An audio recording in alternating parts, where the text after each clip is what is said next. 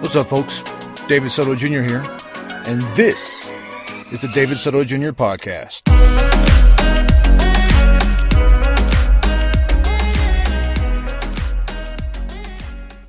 What's up, folks? Welcome to episode 38 of the David Soto Jr. podcast. I am your host, David Soto Jr.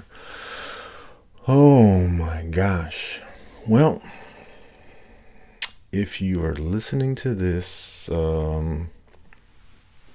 I don't edit my podcast or audio, so I just record and send it out. So if you're listening to this the day of or the day after that I publish it, I have been officially engaged, or I am officially engaged. And of course, it's to you know who. So that's kind of a big deal. It's kind of cool. And I keep teasing and telling everybody that I'll tell the story of you know who and I. Eventually, it's a long one and it's good and it'll be fun. And I don't know how I'm going to tell it. As a writer, I'll probably write it, but I'm a storyteller, and I don't know specifically if I'm a writer, if that's the medium I should be doing to tell these stories, or I am a talker too. Obviously, I have a podcast, and so I don't know. We'll see, but it's a really, really cool story, and it's had its ups and downs, and there was downs for 13 years, so I'm glad that basically my dreams are coming true. You know who and I are engaged, which is really cool. The thing that I want to talk about, though, of course, we have a baby on the way too, baby boy. His name is going to be David, and yes, my name is David, but I am naming my son after my father, whose name is also David. We are not making him a third. We're changing up his middle name. So far, the middle name is Jackson, David Jackson. So, with the baby on the way and with the way I've been living my life for the past, actually a long time, I went to Iraq in 2005 because I needed a big change. If you listen to previous podcasts, I'm sure. Episode 33, I talk about what are we running from. One of the things I did, one of the reasons why I went to Iraq was I was running from something that was in my head, depression, essentially. And I didn't know that at the time. I thought it was I kind of knew I was depressed, but I didn't know I had depression. Like, does that make sense? And so I ran away from you know who. I ran away from being self-employed, failed personal trainer. A fat personal trainer, if you can believe that. I got fat, which I'm pretty close to being now. Pregnancy weight. I really shouldn't drink coffee while I record a podcast, but I don't care. So I went to Iraq. I sold most of my stuff, and of course, episode 34, I talk about being a minimalist. I've always had this desire. I sold a lot of my stuff. I put my house up for rent. I went to Iraq. I was there for 11 months. It was supposed to be a year. I tell people a year, but I was there for 11 months, and I came home, and my life has been like kind of on the road ever since. I haven't had any real jobs. I have done basically work here and there. A lot of it was with the military, because I was in the military. I took a year off to go work in Iraq as a civilian contractor. But if I needed money, I would go active duty with the military, get activated, go on orders, volunteer to do stuff. I started businesses. I started all kinds of businesses. Excuse me. I'm a broadcaster, folks. And I belched. I sold vitamins. I went back into personal training. I wrote books. I did everything I could. I started a contracting business. It supplied maintenance and answered service calls to a property manager. I did everything I can. I've never really, since Iraq, I've never really had a full-time job. I have had full-time jobs, and for a couple months. I never had one more than for a few months. I'm easily hireable. My skills in heating and air conditioning really are good. Are good. I have been doing it for years, kind of a natural at it. It was one of the things that I always felt. The first time I ever felt I was good at anything was when I went to trade school for heating and air, and just it was effortless, and I enjoyed it. And then I became an instructor, which really helped my knowledge base by repeating the fundamentals over and over and over again every 10 weeks for 4 years. I'm really good. And the best thing that I can do, the best thing that I'm good at, or not only, I mean, I'm good at fixing things. I'm good at fixing air conditioners. I'm good at troubleshooting. But what I feel I'm better at is teaching people how to fix air conditioners and operations and everything. Again, I feel I'm a really good speaker, storyteller, teacher, instructor. But I digress. So, since 2005, I don't think I've held down a job for more than 6 months. The thing is that I've always provided. I've always been able to make money, sometimes a lot of money, to the point where I don't have to work for a long time. This is a case in point. I'm going on over a year without working.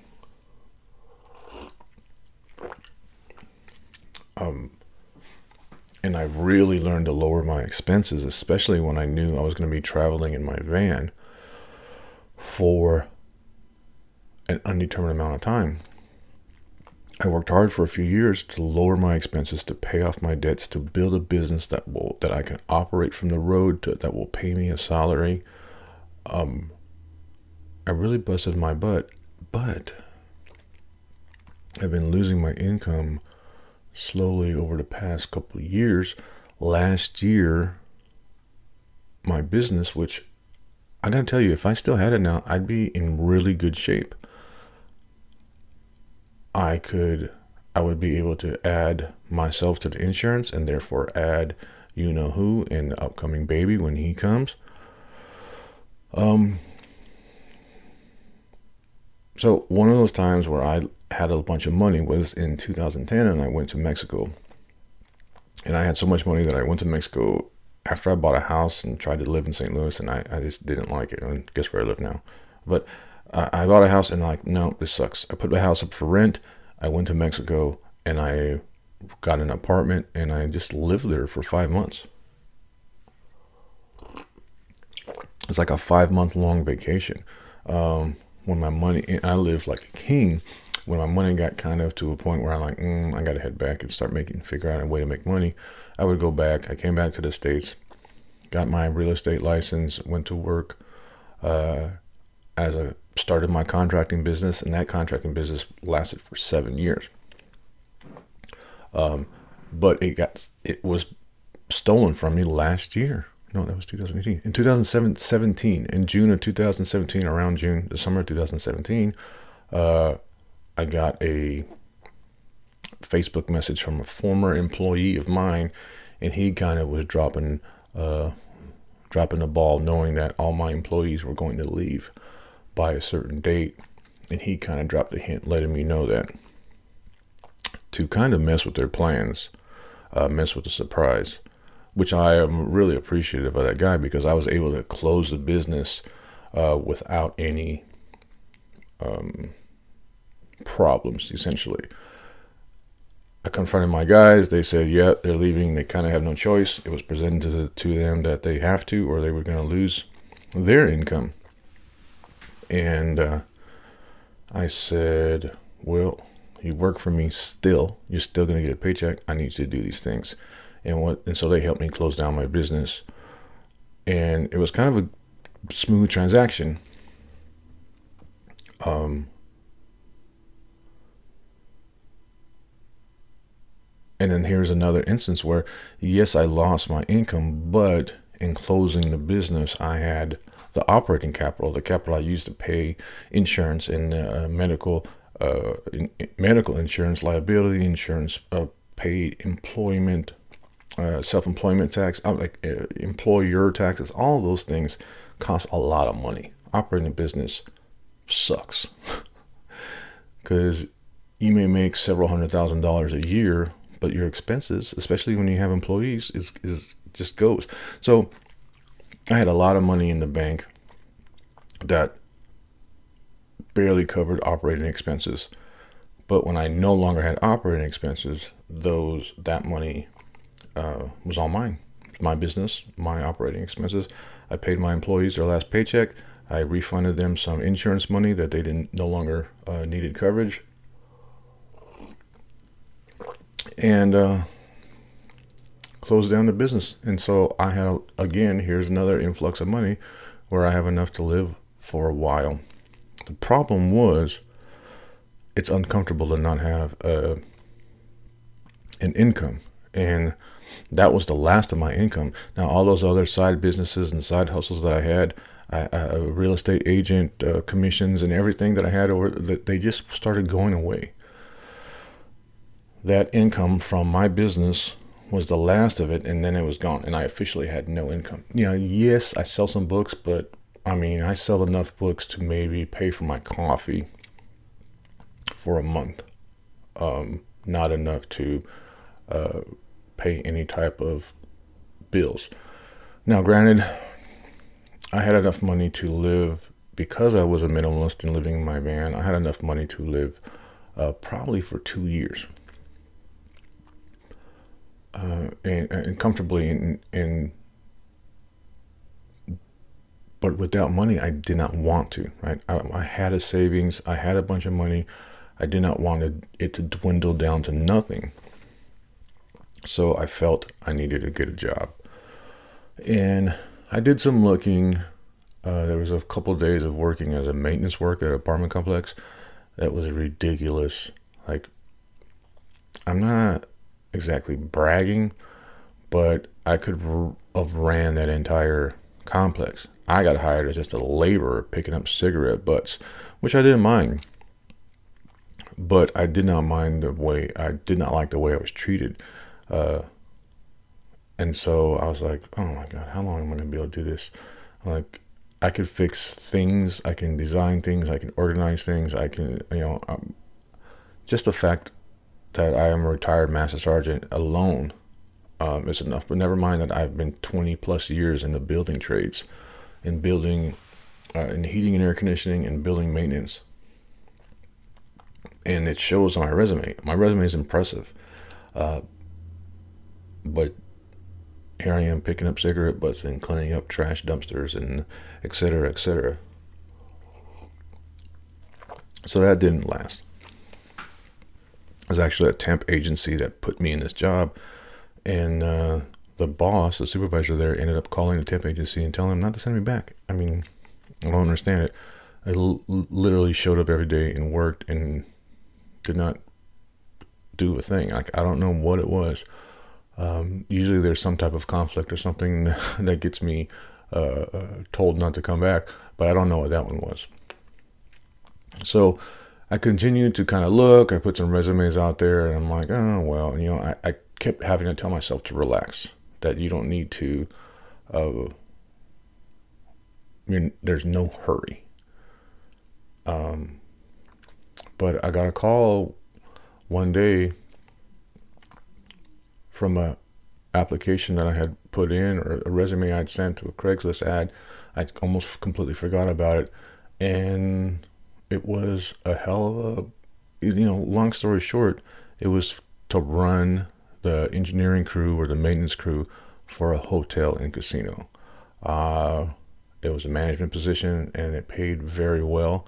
And you're looking at somebody who needs very little money because they still lived in their van. So again, I had a job. I did pretty well. I got micromanaged, and I didn't like it. So I didn't need the money, especially because I was saving every other paycheck. Half of my pay was going into savings account every every payday, and so the money started piling up. And I'm like, I have to enjoy this because I don't need the money.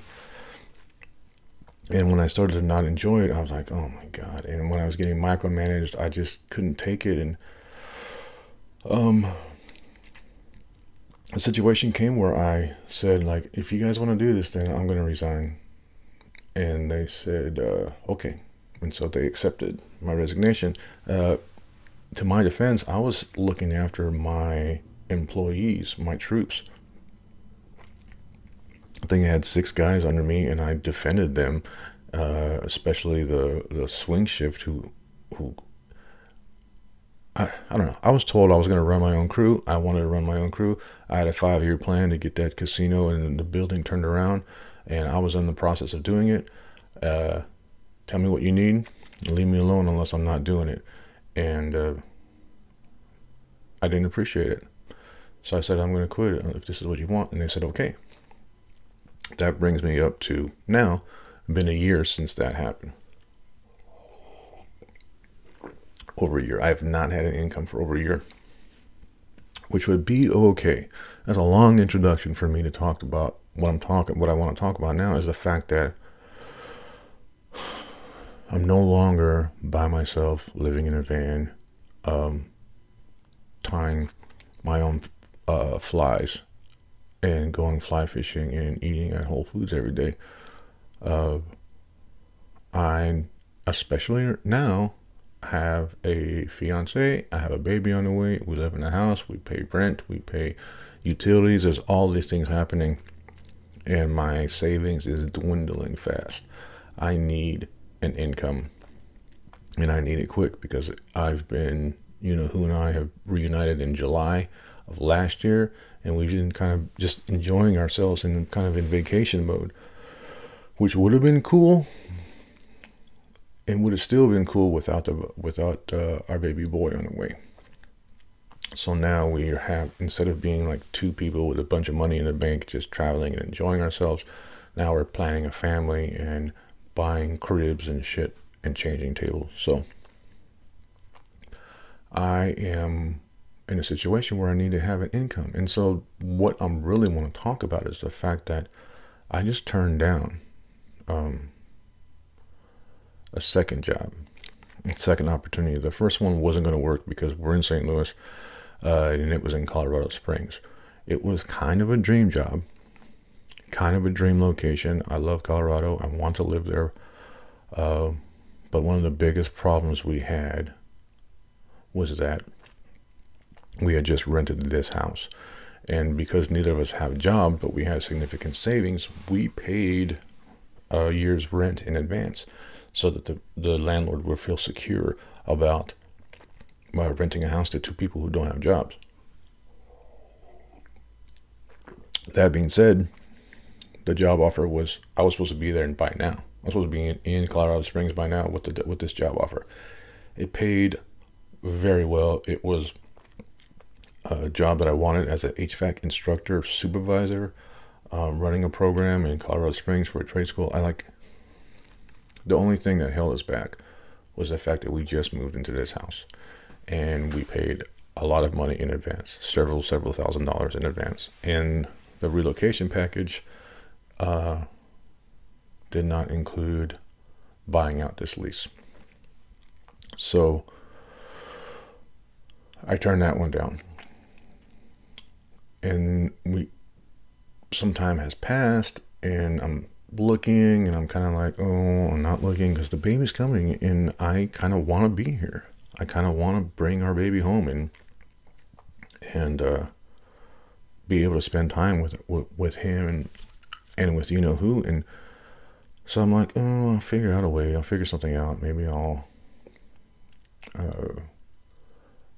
be able to write on Medium, which people are making some pretty good money on Medium.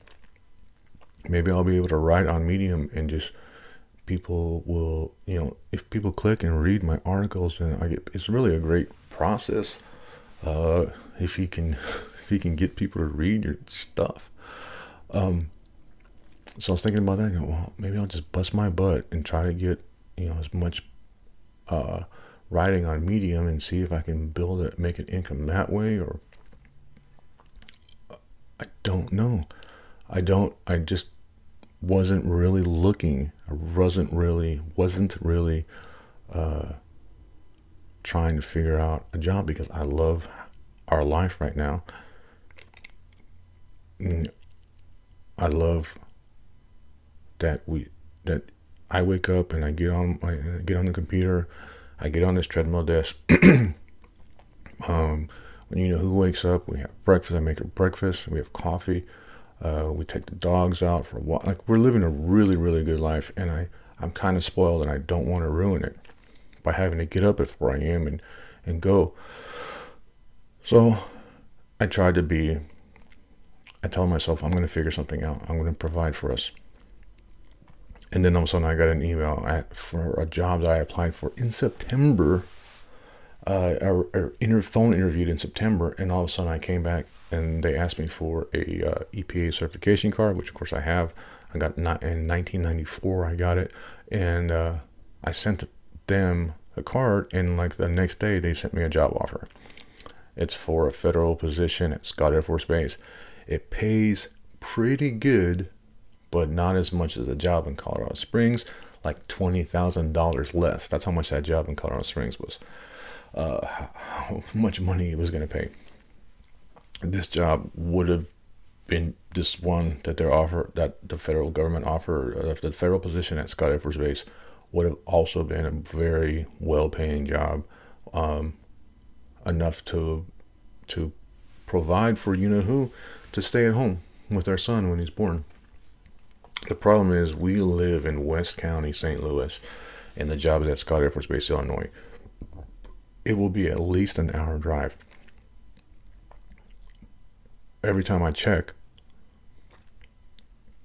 it says an hour drive, except I never check when it's actually traffic. And the traffic coming from this side of St. Louis to downtown, which is where I have to go, and then I'd have to go into Illinois and then into Scott Air Force Base. I don't think it's going to take an hour, even though Maps says it's an hour. I think it's going to take minimum 90 minutes, maybe 2 hours. That commute will kill me. I don't mind going to work and putting in 8 hours of a day, but it's the time that it actually takes to put in those 8 hours. If I have to commute an hour and a half one way and an hour and a half back, I'm losing 3 hours of my day. 3 hours where I can be writing and doing what I love, which I think is very, very important.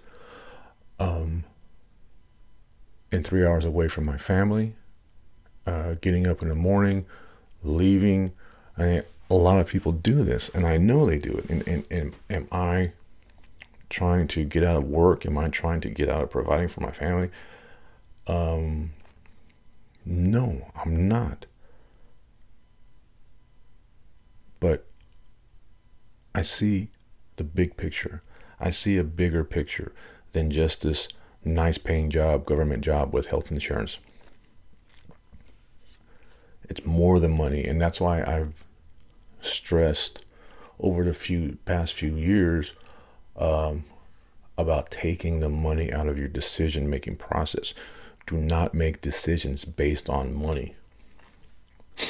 One of the things that I made, and one of the things that I think about the Colorado Springs job, is that that's the only reason why I turned it down, was because we were going to lose a lot of money, and I feel bad that I let money make that. I let money be the influence for that decision. That was the only reason. Granted, who does not want to be in Colorado Springs when she has a baby, and she wants to be around her family after the baby's born. That's kind of influence. But the biggest thing that we're blaming it on, or the reason, was because how much money we would lose with the fact that we'd have to move out of this house that we just moved into. But that bothered me, that the biggest factor in that decision was the money. So now here I am, a job offer, so a very decent paying job, federal, and it's every other thing. If I have a pro and con list, everything is going to be under the con. The one pro would be that it's money, and it didn't settle well with me. I it it it hurt to think about being gone for 10, 12 hours a day, coming home exhausted and going to bed. Now, granted, I know that people have done it for years and for centuries or whatever. I know that the working man, the middle class man, has been out there and hustled, and people look up to their father for doing that. I've seen it done. I've seen my father do that. I've seen my grandfather do that. Uh, but I want to provide more. I want to provide more than just money. I want to provide a father. I want to provide my son with a happy and healthy and emotionally available father. This job is already, just the offer was already depressing. Just to see that they offered me the job already gave me like a sunken feeling. And I know that, who um, wants me to have a job. I don't think that it's selfish at all, because I feel I want to have a job. Like, I want to provide. I want her to stay home. I do not want my child going to daycare. I do not want him getting sick all the time. I do not. I want him and his mother to be together. I want them to have a great and healthy relationship. I want him to be breastfed and all these good things that are for my son. I want him to have that. And so does she. So we're aligned. We're thinking the same thing. But so when I showed her that this offer came in right away, she felt relieved. She felt great. And I was like, okay, well, I'll do it. I'll suck it up and I'll take this job. But as time went on, in the process of getting a government job, the things the paperwork you have to fill out, and the background, the security clearance. Like, I hate going through the security clearance paperwork. I thought I'd never have to do it again after retiring from the Air Force. And as I continued through this process, I really started to feel down. And I really started to feel like my happiness like dwindle away. And like, I felt like I am more than somebody who just turns wrenches for a nice paycheck. I could look in the future and just see that I come home and just dread and unhappy and tired and wanting to go to sleep and not having time to not having the energy or time to spend with who. And I've been miserable before, especially with work, and I'm one who wears my heart on my sleeve. So people say you can leave that at work, don't bring work home, but I think that's bullshit. I don't think that's possible, and I know for sure that it's not for me.